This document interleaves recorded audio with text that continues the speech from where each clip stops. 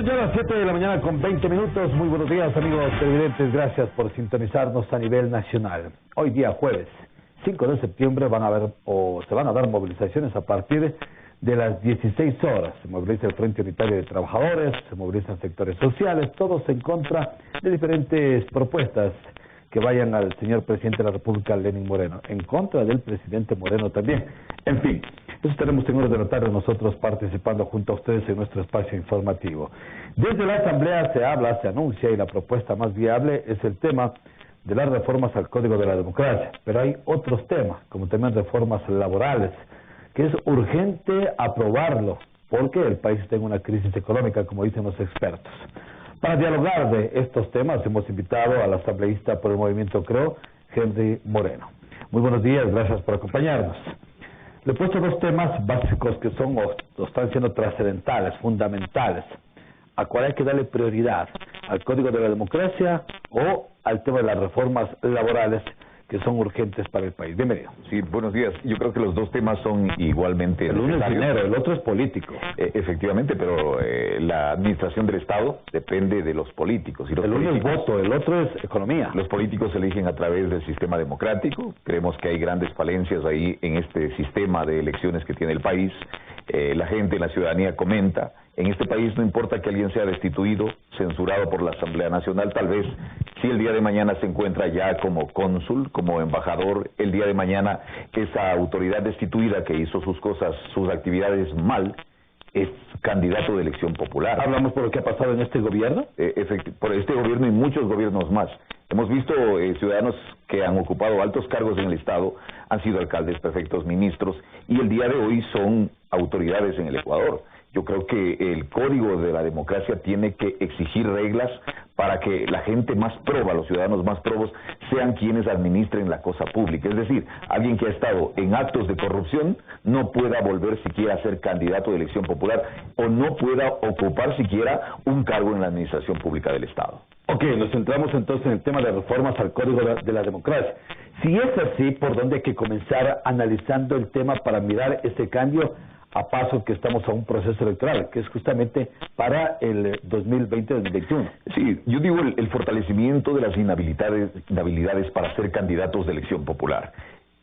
Tres casos muy puntuales: el prefecto de Pastaza, el alcalde del cantón Manta, el alcalde del cantón Palora, están impedidos de ejercer cargos públicos y se encuentran administrando la cosa pública. Ahí hay que hacer reformas puntuales, no solamente por estos casos, sino por todas las personas que han sido destituidas y que han estado en actos de corrupción. También viene el tema de inhabilitar a las empresas que han estado en estos actos, inmersas en estos actos de corrupción, para que nunca jamás puedan contratar con el Estado.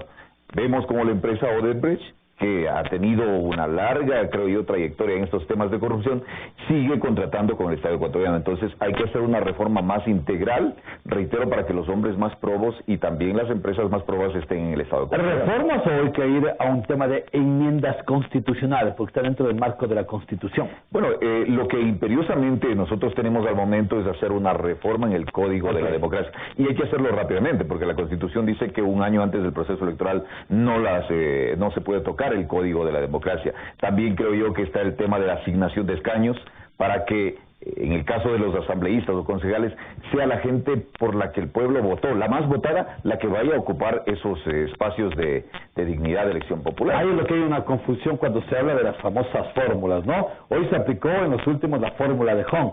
A veces el que más votos tienes no llegaba justamente hacia la alcaldía, prefectura, o ser concejal o consejeros, por el tema de la fórmula, porque no abastecía todo lo que llenaba el primero. Eso genera un ambiente de desconfianza en la ciudadanía cuando va a depositar su voto.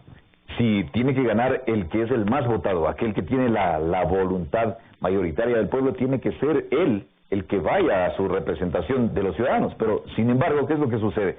Por el método, hay gente que ni siquiera tuvo la mínima votación y el día de hoy está en la Asamblea Nacional, está en un consejo cantonal.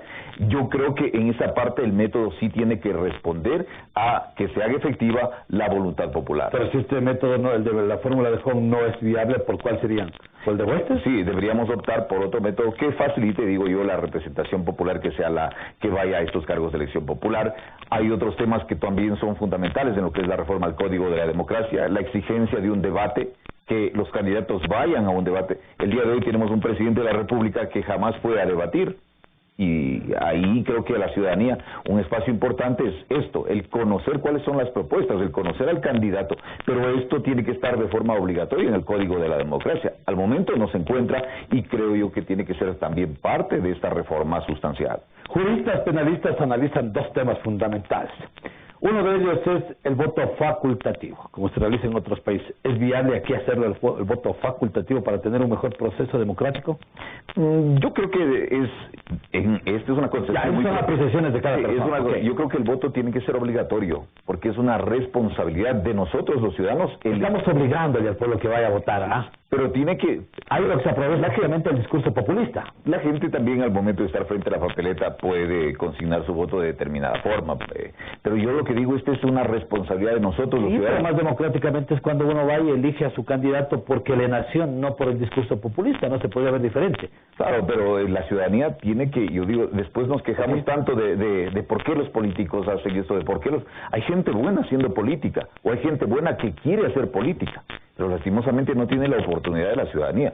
Yo creo que sí tenemos que seguir concurriendo con todos ya los elementos, digamos, una candidatura bien estructurada, que tenga los parámetros necesarios, alguien que haya debatido para que la gente sí pueda optar en realidad por darle esa oportunidad a gente buena para que vaya a administrar los destinos de este país. Ahí es obligatorio, una vez más, el facultativo. Bueno, yo voy porque tal personaje me gustó y en los medios de comunicación o redes sociales me gustó su discurso, sí, me gustó su ponencia. Hay que mejorar, yo lo que decía, y esto tiene concomitancia con el tema de la asignación de escaños. Hay que hacer que si la gente le gustó aquel candidato, pese que no tenga recursos, pero tiene una buena propuesta, sea aquel que vaya, así esté en un movimiento pequeño, sea aquel que vaya a ocupar aquella dignidad de elección popular. Veamos, es un tema que va tomando fuerza. El otro es de la bicameralidad, ya lo existió en el país, o mejor dicho, ya se dio.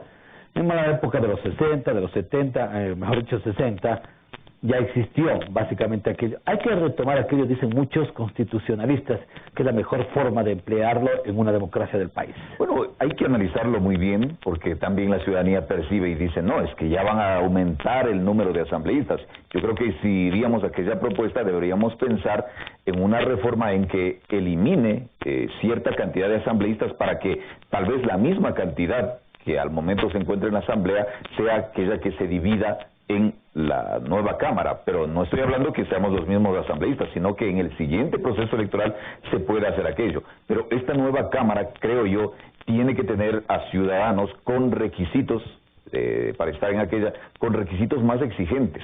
Es decir, notoria experiencia, notoria probidad, estudios, y creo que yo en esta parte sí, no porque sea abogado, pero sí un conocimiento, creo que especial en el derecho. Estamos haciendo leyes, estamos regulando la convivencia social y por eso se necesita que estos requisitos estén de pronto en esta propuesta. Hay países que lo mantienen, que lo manejan y les ha ido muy bien, por eso no han cambiado y van justamente con ese destino, buscando una salida a su país. Bueno, es que lo que se prevé y en otras legislaciones es que esta nueva Cámara, Cámara del Senado, es una Cámara de revisión, más o menos, de los actos de la Asamblea, en todo caso, en otras legislaciones del Congreso, se vienen a revisar para que se dé un ambiente de, obviamente, de notoriedad en lo que tiene que ver a las acciones del cuerpo legislativo. Pero creo que es una ponencia valedera si la analizamos con los parámetros que yo he dicho. No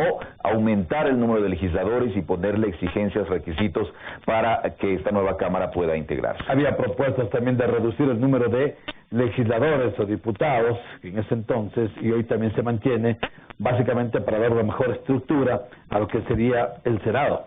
Sí, por eso digo, no, aquí no es el tema de aumentar, de aumentar la burocracia. Si estamos en un tema de reducción, de optimización de los recursos del Estado, yo creo que sí podríamos hacerlo, pero con ese parámetro elemental. ¿Por qué se les vino la reflexión analizar el tema del Código de la Democracia después de 40 años o después de 10 años de una nueva constituyente? ¿Algo estaba mal? ¿Algo pasó? o algo vieron en este proceso, en este último proceso electoral en el país? Bueno, se ha notado últimamente, y no solamente por este gobierno, sino por los 10 años pasados, que tal vez el sistema democrático tiene sus falencias. El tema del Consejo de Participación Ciudadana es un tema muy cuestionable. La destitución última de los 4 consejeros del cura Tuárez, yo creo que eso llama a la reflexión. No porque nosotros no estemos de acuerdo puntualmente, sino porque creemos nosotros que los requisitos para que una persona se encuentre en una función, en un poder del Estado, sí tienen que ser mejorados, pero tenemos que hacerlo desde la norma principal. Esto es elección popular y la norma es el Código de la Democracia. Entonces yo creo que ahí tienen que instaurarse aquellos requisitos de notoriedad y de probidad. Ok, la estructura, como lo quieren hacer desde la Asamblea, las propuestas alternativas, los artículos, cambiarles, modificarles, hacer nuevas reformas, reglamentos, en fin, está bien. Pero aquí viene algo más de fondo. ¿Qué tanto y cuánto el electorado, el que va a las urnas, el que va a escoger su candidato, tanto y cuánto está preparado para este tipo de reformas o manejar un tema de un proceso democrático con cultura? Bueno, yo creo que la ciudadanía siempre espera que nosotros en la legislatura corrijamos los errores que se han visto ya en la praxis. Me refiero al sistema democrático, ¿sí? Un tema que también creo que tiene que ser tratado es el asunto del financiamiento de las campañas. Okay. No puede ser el tema de que a posteriori simplemente tenga que hacerse una verificación, una auditoría. Yo creo que el Consejo Electoral tiene que entrar a revisar in situ en el momento de la elección, cuando ya se presume que un candidato gasta ingentes sumas, una candidatura millonaria, que andan regalando colchones, que andan regalando raciones, que andan haciendo espectáculos, que andan regalando... Y yo creo que ahí ya se percibe actos de corrupción y tiene que entrar en ese momento el Consejo Electoral a analizar de dónde está ingresando ese dinero para esa campaña. ¿Cómo manejar el tema del número de movimientos, partidos, agrupaciones políticas que también se masifican y el rato de la verdad a veces no tienen ni principio ideológico, sino se suman a una propuesta populista? Sí, ahí tenemos el tema que estamos proponiendo también, que, por ejemplo, un candidato que no ha alcanzado el 5% del padrón electoral, sí tenga que devolver el dinero que el Estado invierte en esa candidatura, porque el Estado invierte para el tema de promoción y de difusión, y reforzar el tema de que hay que subir, creo yo, el porcentaje de que un movimiento político nacional o provincial tenga que alcanzar, porque si no, a veces se crean solamente movimientos políticos